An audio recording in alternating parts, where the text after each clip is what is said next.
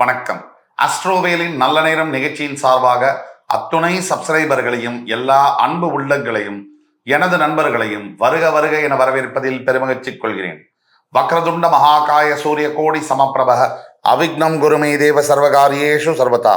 தென்னாட்டுடைய சிவனை போற்றி, என் நாட்டவர்க்கும் இறைவா போற்றி.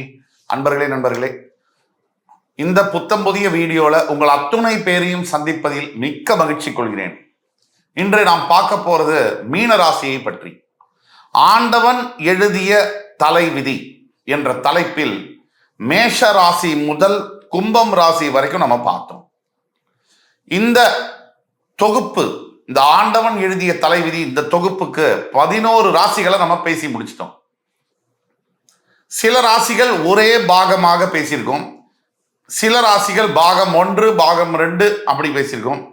மகர ராசியை பொறுத்த வரைக்கும் 3 பாகங்களாக சிறப்பு தொகுப்பாக பேசியிருக்கோம். அந்த வரிசையில் இன்னைக்கு நம்ம பேச போறது மீன ராசி. இந்த தொகுப்புல ஆண்டவன் எழுதிய தலைவிதியில மிகப்பெரிய வரவேற்பு, மிகப்பெரிய உற்சாகம், நீங்கள் கொடுத்த ஆதரவு என்பது என்னை மெய்சிலிருக்க வைக்கிறது என்று சொன்னால் அது மிக இல்லை. அந்த கமெண்ட் செக்ஷன்ல நீங்க எழுதிக்கக்கூடிய கமெண்ட்ஸ், அதை படிக்கும் போது எத்தனை தவம் செய்தால் இப்படிப்பட்ட ஆதரவை பெற முடியும், அன்பை பெற முடியும் என்பதற்கு அளவே இல்லை.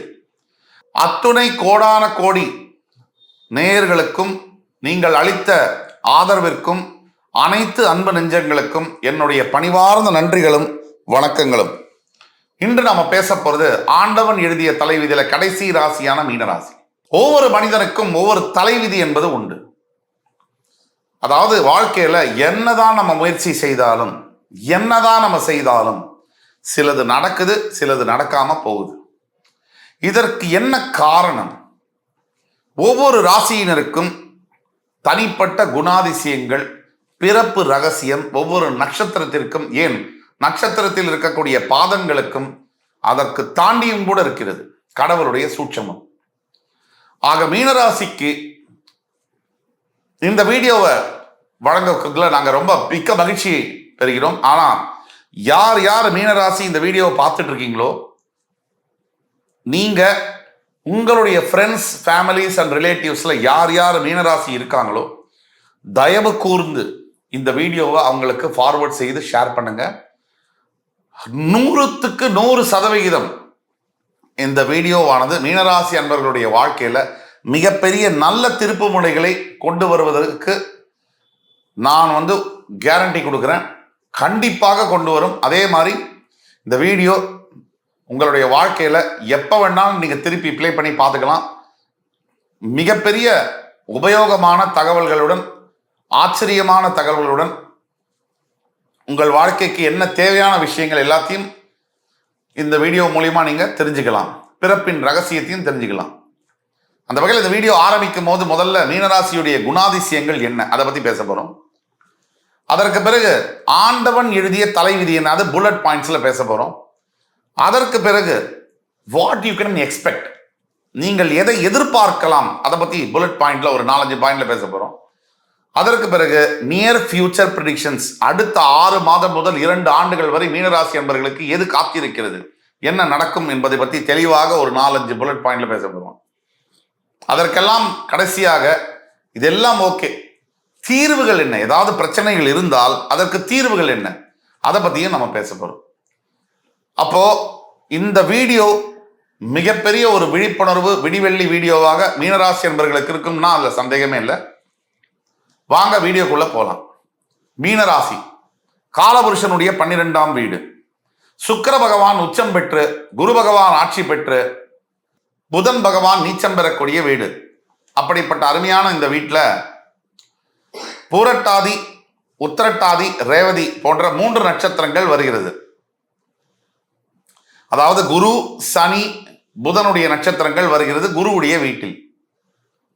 இப்ப மீனராசி என்பவர்களுடைய குணாதிசயங்கள் என்ன, ஒவ்வொரு பாயிண்டா பார்க்கலாம்.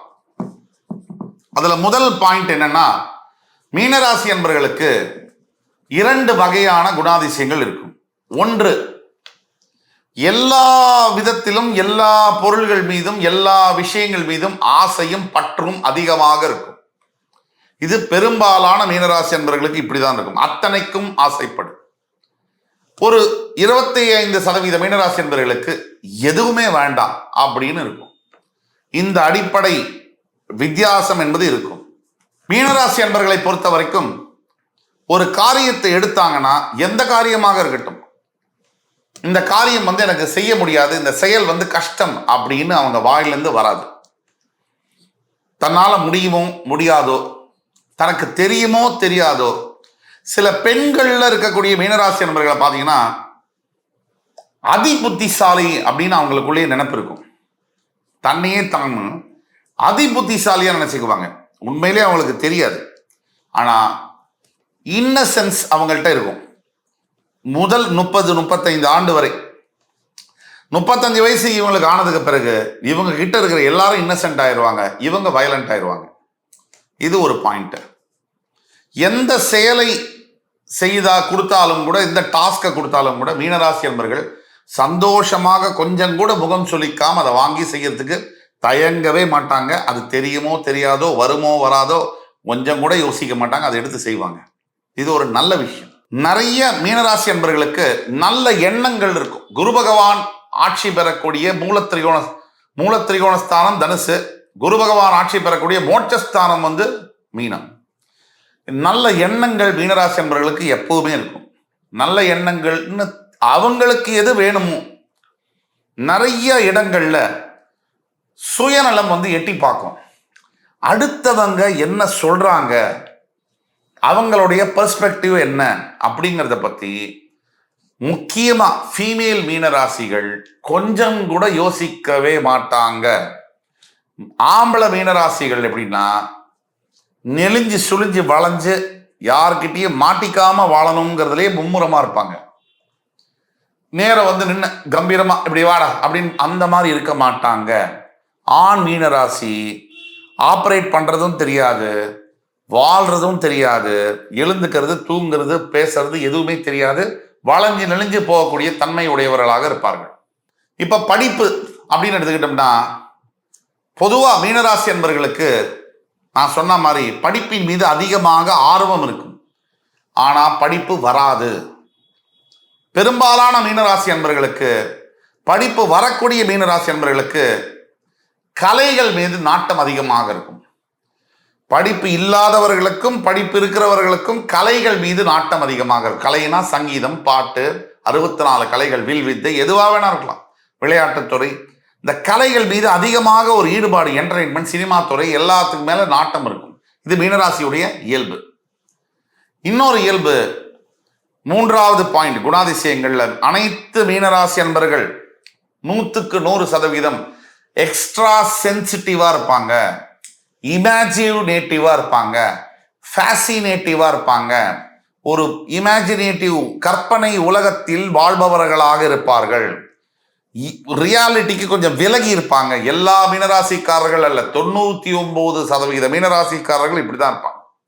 4வது குணாதிசயம், பெரும்பாலான மீனராசி அன்பர்களுக்கு, எஸ்பெஷலி பெண் மீனராசி அன்பர்களுக்கு, இள வயதில் தன் தந்தையை விட்டு பிரிந்து வாழக்கூடிய சிங்கிள் பேரண்ட் அப்ரிங்கிங்காகவோ அல்லது தந்தையவே இழக்கக்கூடிய தன்மை என்பது பெண் மீனராசி அன்பர்களுக்கு இளம் வயதிலேயே வருகிறது. ஒரு 5-6 வயசுக்குள்ள அப்பாவை பிரியக்கூடிய யோகம். ஒன்று டைவர்ஸ் ஆகி பிரியறதோ, அல்லது அப்பாவுடைய அரவணைப்பு, அன்பு, இதெல்லாம் கிடைக்காத போய் அப்பாவே கூட சில சமயம் உயிர் மரணிக்கக்கூடிய அளவில் கூட இருக்கக்கூடியது மீனராசி பெண்களுடைய ஒரு விதமான சமாச்சாரம்.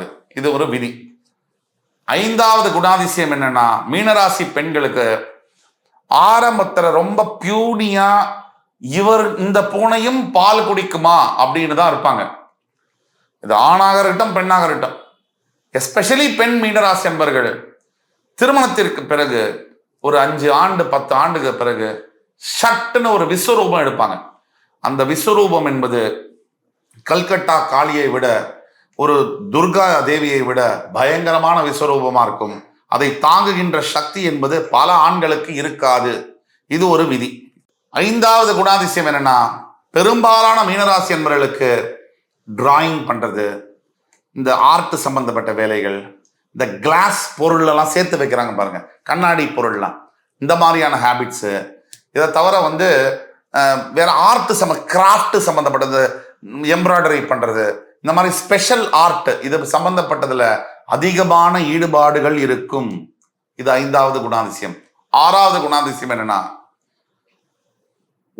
ஒருத்தர் மேல பிரியமும் அன்பும் வச்சுட்டாங்க மீனராசி அன்பர்கள், அது ஆணாக இருக்கட்டும் பெண்ணாக இருக்கட்டும், ஜென்மம் முழுக்க வேறு ஒருத்தரை நினைக்க மாட்டார்கள். இது மீனராசியில பிறந்த 85% ஆண்களுக்கும் பெண்களுக்கும் பொருந்தும். 15% விதிவிலக்கு. விதிவிலக்குகள் விதியாகாது என்ற அடிப்படையில் அதை சேர்க்க முடியாது.